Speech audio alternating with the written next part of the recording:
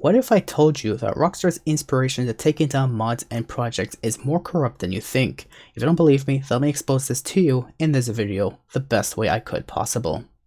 Hello everyone, this is King Virtuever. Welcome to my final weekly rant ramble discussion on topic of the week, in which in this video I'll be exposing to you Rockstar's corruption behind GTA mod takedowns.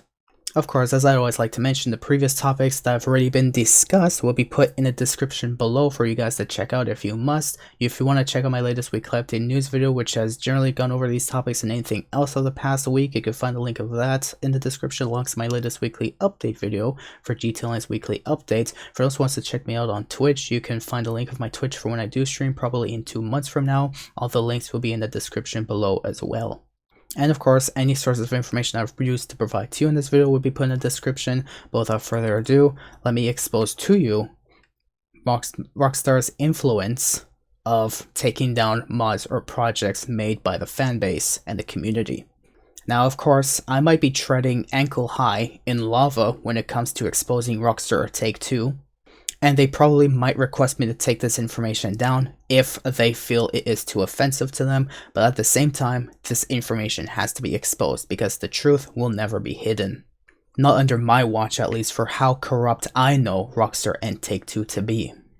And what's inspired me to make this video is based on this post that was made on a Discord server that Tez2 has shared to us, stating the following fact: an update from World Travel, Liberty City Preservation Project's mod team. Now, for those who don't know yet who World Travel is, what their project is, and what their inspiration was, World Travel was a team of mod developers who have developed a single-player project called Liberty City Preservation, in which their main inspiration and goal was to be able to seamlessly fly between cities and experience Liberty City in an upgraded engine. This required you to have a GTA 5 copy, and if you don't already, you need to have one if you want to be able to install or not even purchase, because this was a free mod, and be able to use it. An article on this was written on January 2nd, 2025. However, shortly after, on January 15th, it was announced that Rockstar has shut down this project, which resulted in the team having to make this message on their Discord server. Due to the unexpected attention that our project received, and after speaking with Rockstar Games, we have decided to take down the Liberty City Preservation project. The mod opened up the opportunity for fans to visit the iconic New York City inspired location with a fresh coat of paint inside of GTA 5 and FiveM.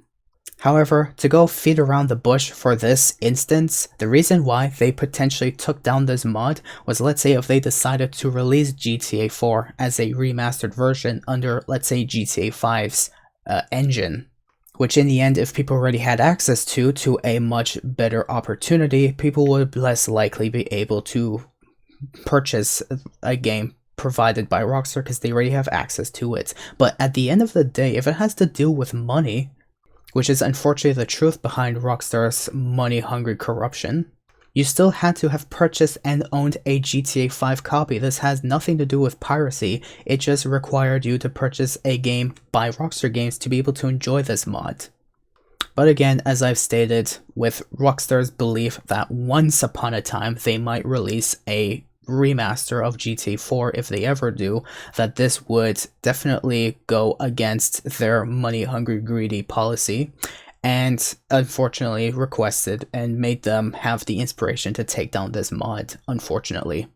Rather than asking for it to take partnership of it completely as a whole, and probably even hire these mod developers for Rockstar to help with other projects that could require some of Rockstar's resources. At the end of the day, I've made a video on this anyways, and in the end, they could have made profit off of this if they decided to use the opportunity to take someone else's work with their permission, but instead they decided, we're not going to go through that because we own our content, we'll do whatever we want with it, we're going to take it down because you don't own it. We will never let you own it. In the end though, one of the mod developers has announced on their Discord server, stating the following: we have become aware of the situation involving FiveM as per this website. Here's a statement from World Travel. A representative of Rockstar politely asked us to take the Liberty City Preservation project links down because the legal team had an issue with it. He was very professional. We removed the links as a gesture of good faith and made sure both parties agreed as to how we'd address this to the community. After 2 Zoom meetings and several back and forth emails regarding how we could work together in the future, the contact from Rockstar became unresponsive in this area. Later on, we became aware that one of the paid Liberty City mods suddenly had GTA 4 props, custom scenarios, bug fixes, fixed up interiors, animated signs, subway and tunnel lighting, fixed traffic paths, etc. Here is one example. Unfortunately, I don't have access or anything in regards to this information that was provided in that text right over here, because I'm not part of it. This is a very strange coincidence considering these mods have always replaced the props with GTA 5 props. I emailed the contact from Rockstar, sending him a link to the project. He told me that he forwarded to their environment teams, though I now have my doubts about that. Currently, these expensive Liberty City mods, some of which sell for prices of around €500, are still up. It seems like claims made in the original FiveM developers blog are correct. I don't want to get into speculation, but it wouldn't be surprising if someone is getting a slice of the pie. Due to these revelations, we aren't certain if this takedown request is genuine. Now, of course, they provided the long documentation of the stance of what happened behind the scenes of FiveM was posted, which is definitely very detailed. But even as I believe, these details are very necessary. Like when I do my Modders Caught series videos, when I showcase my details of what happened prior to me encountering the modder, just to clear my stance, to say that I haven't initiated someone to having to use mods just to make videos out of it, that it is just content that I'm taking for free and showcasing to you guys to be careful of, with context that I feel is necessary to detail you on, so that it doesn't cause any confusion. Just like how this person made this document to clear up any potential confusion on what was really going on behind the services of FiveM, in any aspect provided anyways.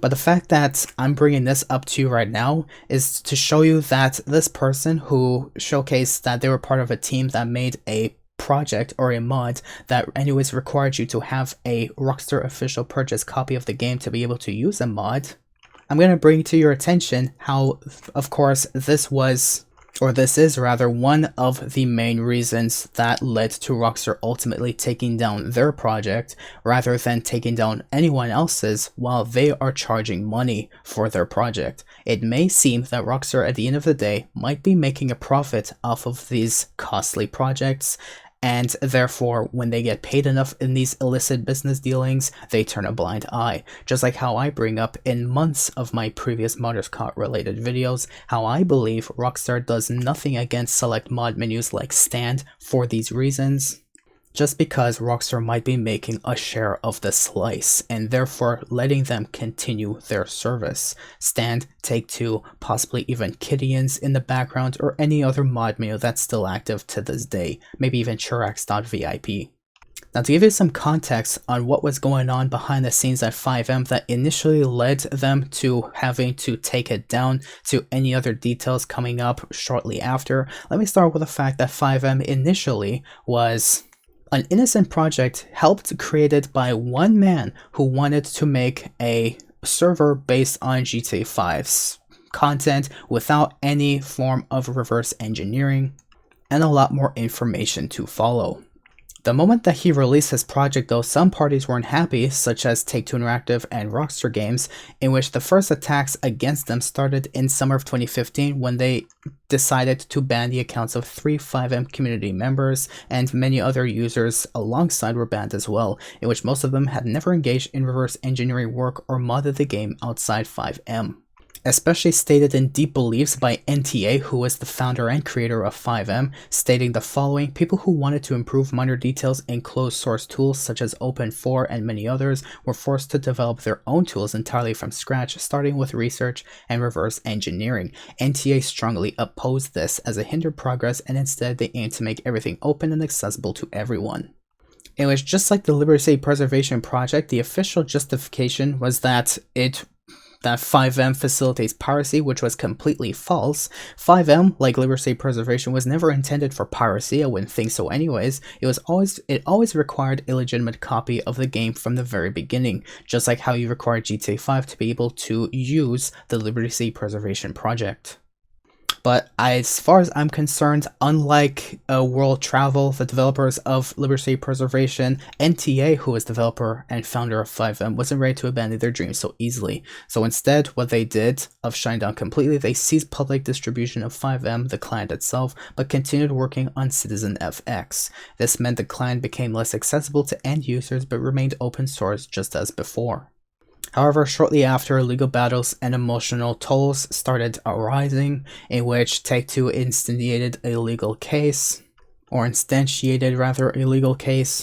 where Take-Two's bullshit lawyers tried pushing every single possible and impossible accusation against NTA, such as piracy, which was not true, taking €50 for a donation on FiveM, I don't know how they got this information, but I don't likely believe so, bypassing DRM checks, even claiming modifying code at runtime was illegal. And of course, with a corrupted court system and Take-Two Interactive being the fucking dicks they are that don't deserve extra dollars that they're making anymore, NTA lost the case and therefore was legally prohibited from working on anything related to Take-Two. And it is well known that Take-Two sent spies to infiltrate FiveM's chat rooms, including internal discussions. These logs were later used against NTA in court.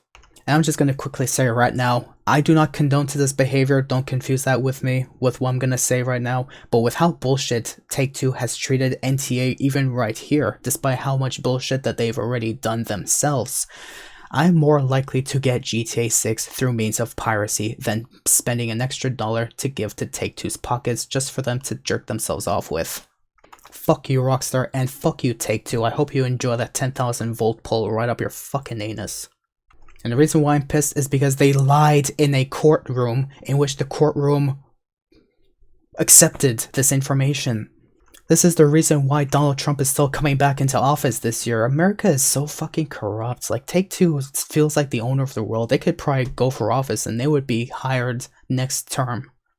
But at the end of the day, that's how Take-Two Interactive and Rockstar Games crushed NTA's dream, forcing them into legal obligations and an emotional nightmare. Beyond that though, many people heard about this but didn't want to give up on the dream of FiveM, so other people started their own projects in which NTA, despite having his legal obligations, decided to work incognito and decided to cooperate with Five Reborn, as it was the closest to the original project and involved some old community members. It was decided to restructure the project under the original FiveM name.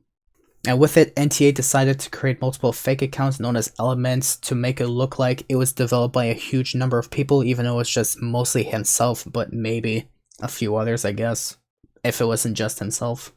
But in the end, he made some community members join as Elements, and at the time, the primary purpose of the system was to protect contributors' identities.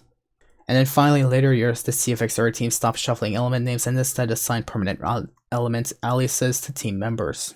But finally, with the use of this project, he decided to release that, and due to rapid growth, the infrastructure costs swelled up. So in the end, he had to start finding a way to make money by using Patreon and partner with Zap Hosting. That started his decision because the project started consuming more money than NTA could reasonably afford, and then later a centralized server authentication system, Keymaster, was introduced, and it wasn't free, and as the project grew, so did the infrastructure load, exponentially increasing costs.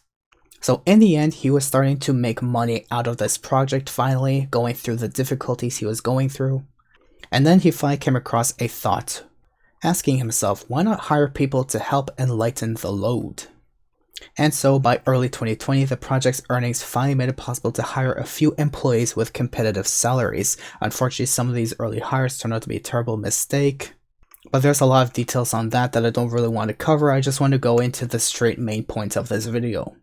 But at the end of the day, he finally came up with a formation of the first FiveM team, including two friends, Deltanic and Thurs, aka Technetium and Nihonium respectively, who approached NTA and proposed joining the project, in which both Thurs and Deltanic became very proactive in building a personal relationship with NTA. However, this wasn't for a genuine friendship, it was just to take advantage of him, since he had socialization difficulties and having unsuccessful attempts at forming friendships for years, mainly due to incompatibilities with others. So unfortunately, they took advantage of it and saw this as an opportunity And shortly after, a small clique was created, including 6 members who grouped together and formed their own little clique within the FiveM team.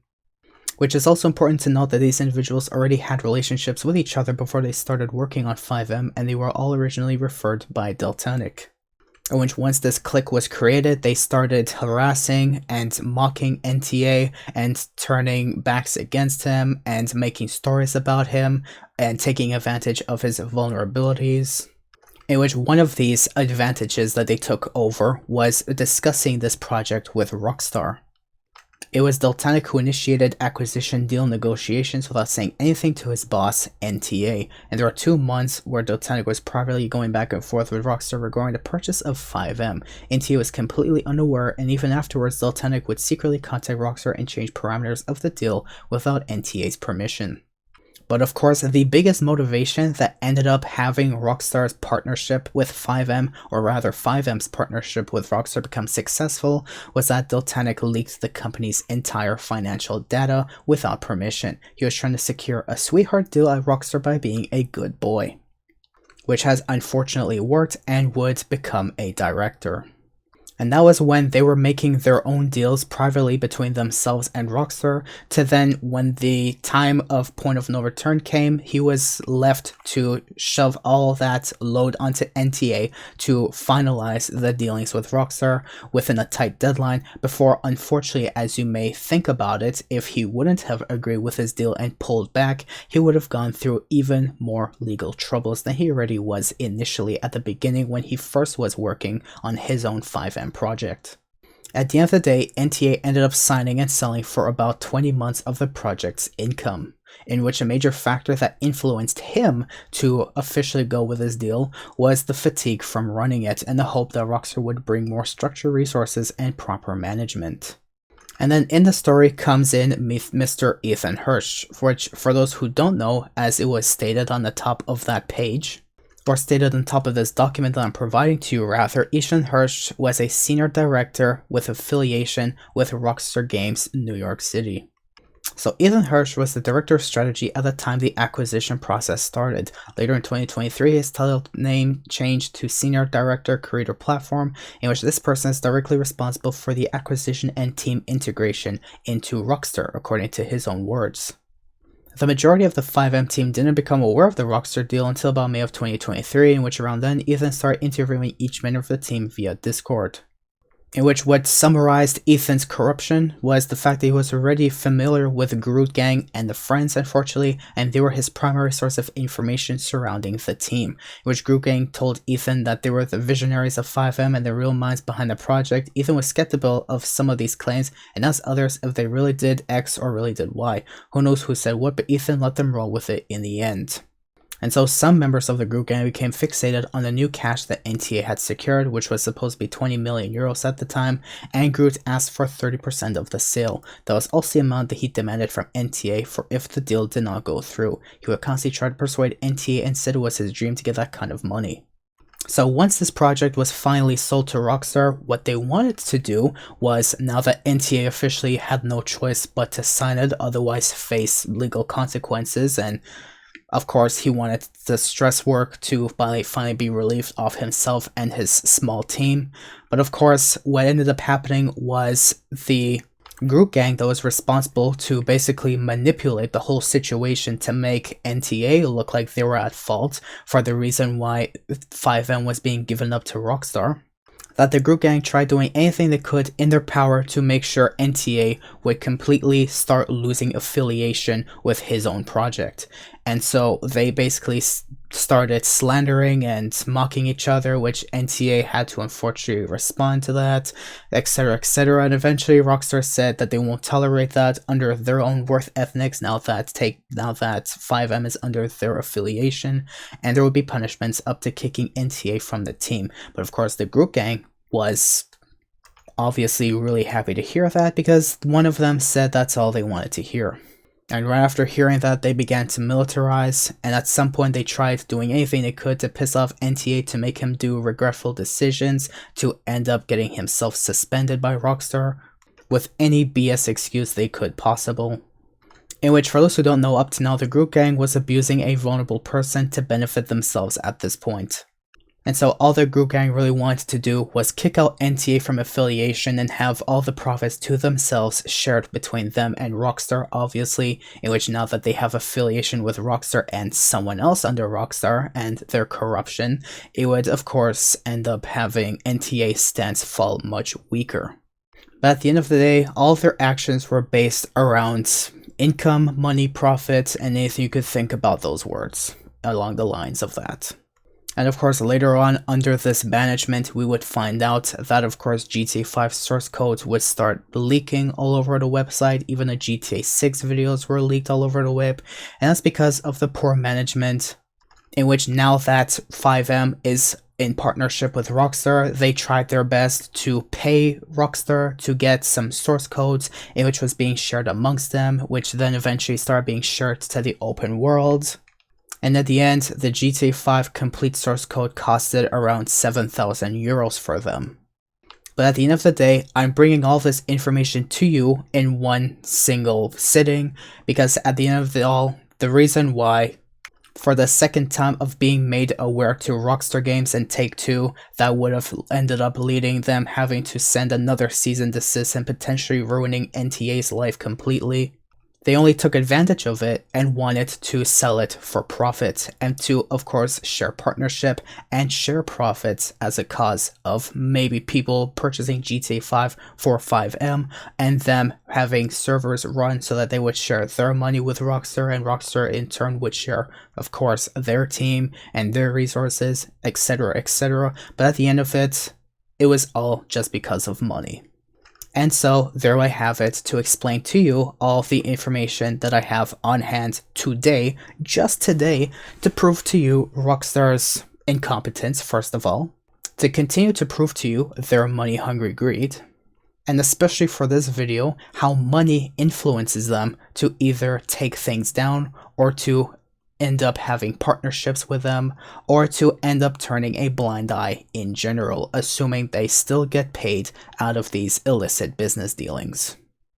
Of course, I have other proof on hand to prove how Rockstar is money hungry and Take-Two is ignorant as fuck and how stupid they are just for money, but that would probably carry this video on way longer than I really intended to. So at the end of the day, that's all I really have to showcase to you based on these reports, and to finalize proving to you how Rockstar's influence on mod project takedowns are more corrupt than you think at the end of the day. Thank you guys for watching, and good luck out there, and have a great day, and stay safe. And Take-Two and Rockstar, go suck a fucking dick and fuck yourself so fucking hard with a 10,000 volt electric pole. And I mean it. You want to slander an innocent person in a court of law? Let me slander you in my own court of law, in my own video. Fuck you, Take-Two, and fuck you, Rockstar. You're both the reasons why pirated games exist out there, and why, because of your actions, I'm more likely to get GTA 6 through a pirated copy than to spend an extra $1 on your money-hungry, greedy asses. Fuck you, Rockstar. Anyways, that's all I have to say at the end of this. I needed that out of my chest. It was too much weight I could carry with me that could have probably suffocated me overnight in case I ever decide to sleep again soon.